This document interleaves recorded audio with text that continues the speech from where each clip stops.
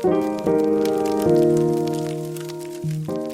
guys, today we're going to be discussing some more methods of trying to get unique shapes. All these methods I try, and I encourage you to try to explore beyond what you are comfortable with.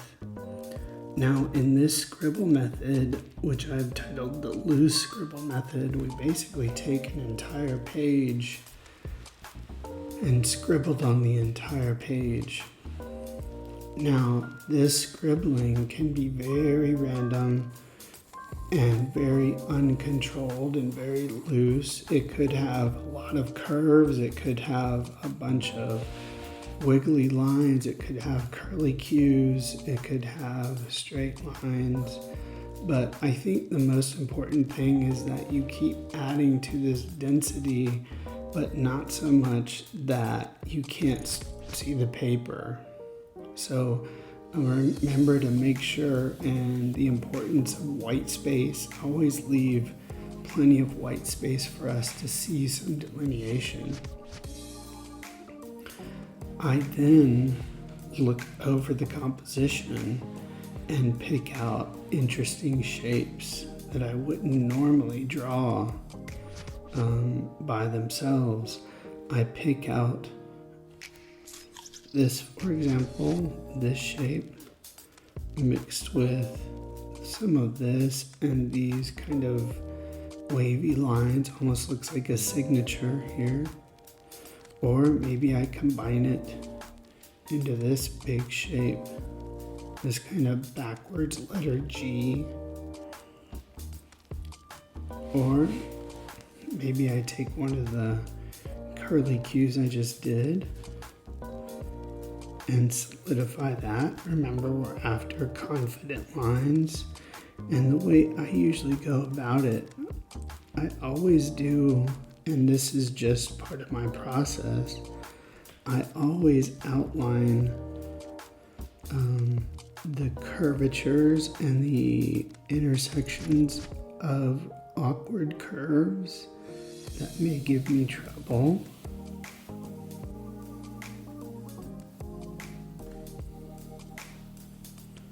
I sometimes stop mid-curve and continue leaving a gap because this in my position is very awkward for my hand. So I'm going to leave that.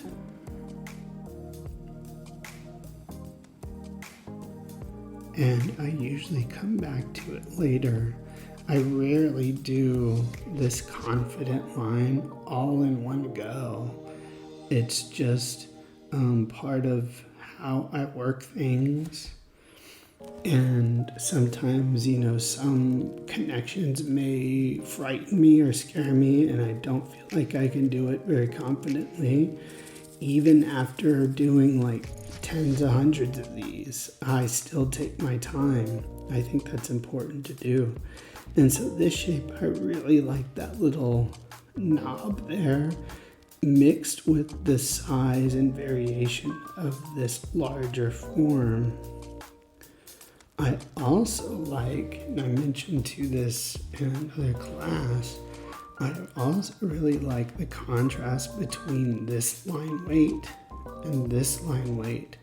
And I think that also adds interest and maybe even an idea for you to, when you do transfer this to pen or ink, that you not only transfer your bold line outline, but you also transfer some of these really nice and light curves that almost seem to flow across your shape, almost mimicking the transference